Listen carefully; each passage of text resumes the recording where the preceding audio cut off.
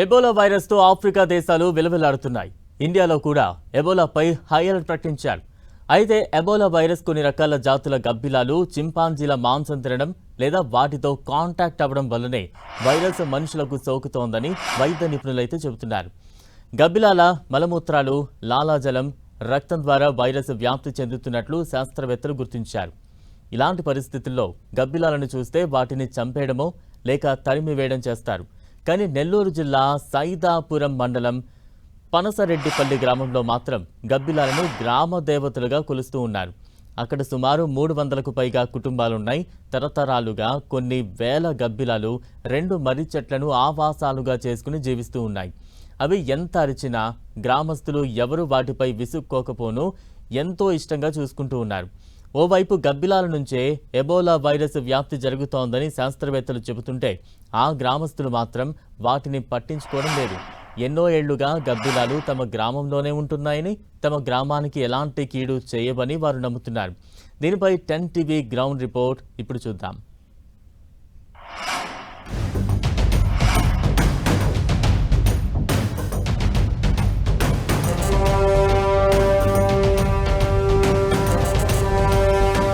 Ebola virus ప్రపంచాన్ని వణికిస్తోంది, tension పుట్టిస్తోంది.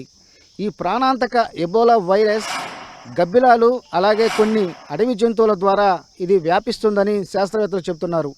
ఇలాంటి పరిస్థితుల్లో నెల్లూరు జిల్లాలోని పనసారెడ్డిపల్లి గ్రామంలో ఏళ్ల తరబడి మర్రి చెట్ల పైన వేల సంఖ్యలో గబ్బిలాలు జీవిస్తూ ఉన్నాయి. అయితే ఎబోలా వైరస్ విస్తరిస్తున్న ఈ పరిస్థితుల్లో ప్రస్తుతం ఈ గ్రామంలోని ప్రజలు ఎలా ఉన్నారు, గబ్బిలాల గురించి ఏమంటున్నారు అన్న విషయాలను 10 టీవీ గ్రౌండ్ రిపోర్ట్లో తెలుసుకుందాం.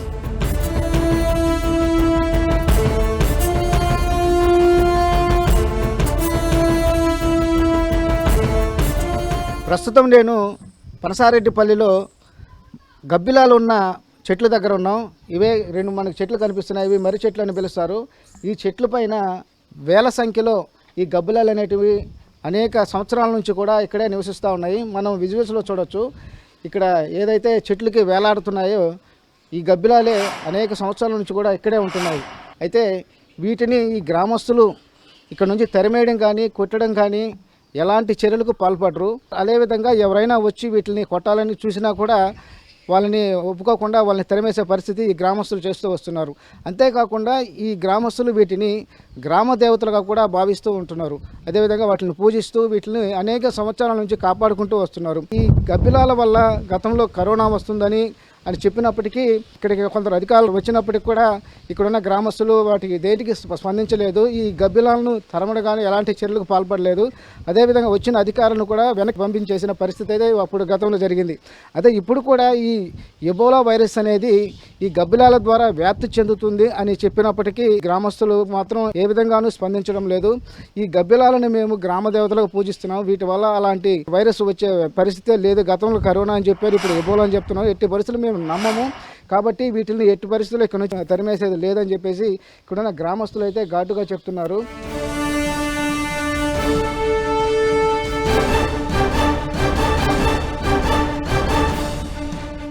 అయితే ఇలాంటి పరిస్థితుల్లో ఈ గ్రామస్తులు ఏమంటున్నారు అనేది వీళ్ళని అడిగే తెలుసుకునే ప్రయత్నం చేద్దాం. సార్ చెప్పండి సార్, అయితే ఈ ఎబోలా వైరస్ అనేది ఈ గబ్బిలాల ద్వారా వస్తానని శాస్త్రవేత్తలు చెప్తా ఉన్నారు. అయితే ఇది ఒక ప్రాణాంతకమైన వైరస్. ఇలాంటి పరిస్థితులు మీరు ఏమంటారు దీనిపైన? మాకేం ఇబ్బంది లేదు. ఈ వైరస్ తప్ప మాకేం అయినా రాలా, మునుపు అన్న కూడా మాకేం రావడం లేదు. వాడి ఆ గుబ్బుడు మేము చిన్న ఏళ్ళ నుంచి కోసుకుంటున్నాం, ఎవరిని కొట్టడం తరగడం లేదు. వాళ్ళ గురించి మేము దేవతలాగా కోసుకుంటున్నాం. మాకేం ఇబ్బంది లేదు, మాకేం ప్రాబ్లం లే. ఇప్పుడు కూడా మేము భయపడడం లే. 100-200 సంవత్సరాలు మా తాత ముత్తాలు ములుగా ఉన్నాయి అవి కాసుకొని. అవి ఇప్పుడు మేము ఎక్కడ తరంలా ఊరిని కొట్టడంలా దేవతలా సాక్కుంటున్నాం. అంటే మీరు చెప్పండి బ్రదర్, మీకు ఎలా అనిపిస్తుంది? సార్ ఇది ఇంతకుముందు చాలామంది వచ్చారు సార్, మనకి 28 years ఉంటుంది. అప్పుడు కూడా సేమ్ ఇలాగే వైరస్ ఇప్పుడు గబ్బిలాల వల్ల వ్యాపిస్తుందని చెప్పేసి చాలామంది మాట్లాడారు. అప్పుడు మేము చెప్పామంటే ఇవి చాలా మా తాతల నుంచి ముత్తాతల నుంచి ఎన్నో సంవత్సరాల నుంచి వస్తున్నాయి. వీటి వల్ల మాకు ఇప్పటి వరకు అయితే ఏ హాని జరగలేదు, మామూలుగా సవ్యం జరుగుతూ ఉంది. వీటి వల్ల ఏం ప్రాబ్లం, మాకేం ఇబ్బంది ఏం లేదు. మీరేమంటారు? ఎబోలా వైరస్ గబ్బిలా ద్వారా వ్యాపిస్తుంది అంటున్నారు, వీటిని తరిమేస్తారా నుంచి? అదే మా చెట్టు కిందనే ఉంది ఇల్లు మాకు. ఆడ కొన్ని వేలు ఉన్నాయి, ఆడ ఏమీ ఇబ్బంది ఏమీ లేదు. అందునుంచి ఎవరు వచ్చినా కొడుతున్నా కూడా కాలుస్తున్నా కూడా తుపాకుతో ఎవరిని కాలనీరు జాగ్రత్తగానే ఉండాలి. ఇక్కడ ఎవరికి అసలు ప్రమాదమే లేదు. ఆడెక్కడన్నా దేశం అంతా వస్తుంటే ఇక్కడి నుంచి ఆడిపోతుంది అంత దూరం. మీకేమి భయం లేదా ఈ ఎబోలా వైరస్ గబ్బిలాల ద్వారా వస్తుంది అంటున్నారు? నాకు ఇబోలా వస్తుందని భయం లేదు. గబ్బుడాయిల వల్ల అయితే ఎలాంటి ప్రాబ్లం లేదు. ఎప్పటాలించో ఉన్నాయి, వాటిని అలాగే సాక్కుంటున్నాం మేము. మా జంతువుల్లాగా, మా ఇళ్లలో జంతువుల్లాగా, దేవతల్లాగా చూసుకుంటున్నాం. కానీ వాటి వల్ల మాకు ఏ కరోనా రాలేదు, ఏ ఇబోలా రాలేదు, ఎటువంటి ప్రాబ్లాలు లేవు. ఈ గబ్బిలాల వల్ల మాకు ఎలాంటి ఆపద లేదు, ఎలాంటి ఇబ్బంది లేదు. ఈ గబ్బిలాలు అనేటివి దశాబ్దాల నుంచి, మా పెద్దల కాలం నుంచి కూడా ఇవి ఇక్కడే ఉన్నాయి. వాటి వల్ల ఇప్పటి వరకు కూడా మాకు ఎలాంటి ఇబ్బంది జరగలేదు. కాబట్టి మాకు ఎలాంటి భయం లేదని చెప్పేసి అంటున్నారు. అదేవిధంగా వీటిని మేము ఒక గ్రామ దేవతలు కూడా పూజించుకుంటున్నాం. కాబట్టి ఎవరైనా వచ్చి వీటిని తెరమేయాలన్నా, వీటిని చంపాలన్నా కూడా ఎలాంటి పరిస్థితులు ఒప్పుకోమని చెప్పి కూడా గ్రామస్తులు అయితే ధీమా వ్యక్తం చేస్తున్న పరిస్థితి ఇక్కడ కనిపిస్తుంది.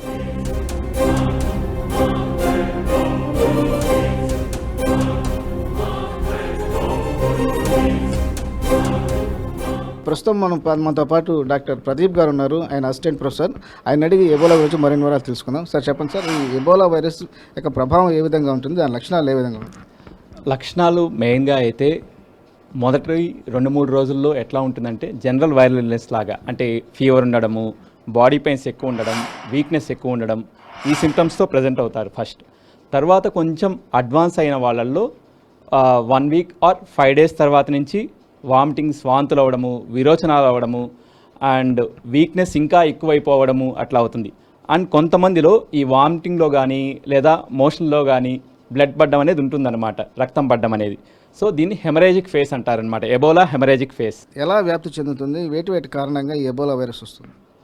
కాంటాక్ట్ స్ప్రెడ్ అంటే ఇప్పుడు ఎబోలా వైరస్తో అఫెక్ట్ అయిన వ్యక్తి ఒక సెలైవా కావచ్చు, లేకపోతే బ్లడ్ కావచ్చు, వామిటింగ్ కావచ్చు, దాంతో ఏదైనా క్లాత్స్ అవి సాయిల్ అయినా కూడా వాటిని క్లీన్ చేయడం అనేది, అంటే గ్లోవ్స్ లాంటివి ఏవి వేసుకోకుండా డైరెక్ట్గా కాంటాక్ట్లోకి వచ్చినప్పుడు ఇది స్ప్రెడ్ అయ్యే అవకాశం ఉంటుంది. వేటి ద్వారా ఈ ఎబోలా వైరస్ వస్తుంది? యాక్చువల్గా అయితే యానిమల్ ట్రాన్స్మిటర్స్లో చూసుకుంటే ఫ్రూట్ బ్యాట్స్ అంటారు కదా, యూజువల్గా మన ఇండియాలో అయితే only north eastern part, Nagaland లాంటి ఏరియాలో ఈ బ్యాట్స్ అనేవి ఉంటాయన్నమాట. సో అక్కడ స్ప్రెడ్ అవ్వడానికి అవకాశం ఉంది. మన సదరన్ రీజన్స్లో అయితే కొంచెం ఈ అవకాశం తక్కువ, త్రూ పర్సన్ రావడానికే ఎక్కువ ఛాన్స్ ఉంటుంది. అయితే అలాగే ఇప్పుడు ఇండియాలో అండ్ ఈ తెలుగు రాష్ట్రాలు కూడా కొన్ని కేసులు అయ్యాయా, లేక సస్పెక్టెడ్ కేసులు? అవి ఇప్పటివరకు అయితే సస్పెక్టెడ్ కేసెసే. హైదరాబాద్లో ఒక 3 కేసెస్ ఉన్నాయి అని వార్తలు వస్తున్నాయి. బట్ ఇప్పటివరకు ప్రూవ్ అయిన కేసు అయితే ఎబోలా మన ఇండియాలో లేదు. ఎబోలా వైరస్ వ్యాప్తి చెందకుండా, అదేవిధంగా మనకు సోకకుండా ఎలాంటి జాగ్రత్తలు తీసుకోవాలి? ప్రస్తుతానికైతే మెయిన్గా పరిశుభ్రతను. ఫర్ సపోజ్ ఎవరన్నా ఫీవర్ అట్లా ఉండి ఎబోలా లక్షణాలు ఉంటే వాళ్ళ సెలైవా కానీ, ఈ బ్లడ్ కానీ, లేకపోతే వామిటింగ్ కానీ ఏదన్నా మనకు తగలకుండా చూసుకోవడం, ఒకవేళ తగిలినా వెంటనే చేతులు శుభ్రపరచుకోవడం లాంటివి చేస్తే సరిపోతుంది. ప్రస్తుతానికైతే తెలుగు రాష్ట్రాల్లో కూడా కేవలం సస్పెక్టెడ్ కేసులు మాత్రమే నమోదై ఉన్నాయి. అదేవిధంగా ఇప్పటివరకు అయితే కేసులు అయితే ప్రూవ్ కాలేదు అని చెప్పి డాక్టర్ ప్రదీప్ చెప్తున్నారు. అదేవిధంగా ఎబోలా వైరస్ బారిన పడకుండా మనం కూడా జాగ్రత్తలు పాటించాలి. ఏదైతే వైరస్ సోకిన వ్యక్తులకు సంబంధించిన సెలవే కావచ్చు, అదే రక్తం కావచ్చు, వాంతులు కావచ్చు, వాటిని ముట్టుకోకుండా, ఒకవేళ వాటిని తగిలినా కూడా మనకు వెంటనే శుభ్రపరచుకునే పరిస్థితి ప్రతి ఒక్కరూ పాటించాలని చెప్పి కూడా డాక్టర్ ప్రదీప్ చెప్తున్నారు.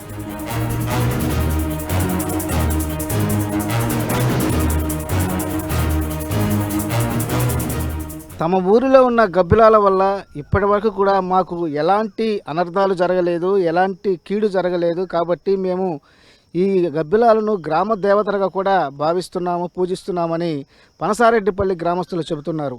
అయితే ఒకవేళ ఈ గ్రామంలో ఉన్న ఈ జాతి గబ్బిలాల వల్ల కూడా ఈ ఎబోలా వ్యాప్తికాన్ని చెందితే పనసారెడ్డిపల్లి గ్రామంతో పాటు దీని చుట్టుపక్కల ఉన్న గ్రామాల్లో కూడా భారీగా ప్రాణ నష్టం జరిగే ప్రమాదం ఉంది. కాబట్టి ఇప్పటికైనా అధికారులు స్పందించి ఈ పనసారెడ్డిపల్లి గ్రామస్తులకు ఈ ఎబోలా గురించి, ఈ ప్రాణాంతక వైరస్ గురించి ఒక అవగాహన కల్పించాలి. అదేవిధంగా ఇది గబ్బిలాల ద్వారా ఎలా వ్యాప్తి చెందుతున్నా అన్న విషయాలపైన కూడా పూర్తి స్థాయిలో అవగాహన కల్పించాల్సిన అవసరం అయితే ఉంది. వీడియో జర్నలిస్ట్ ప్రదీప్తో దేవకుమార్, 10 టీవీ, పనసారెడ్డిపల్లి నుంచి.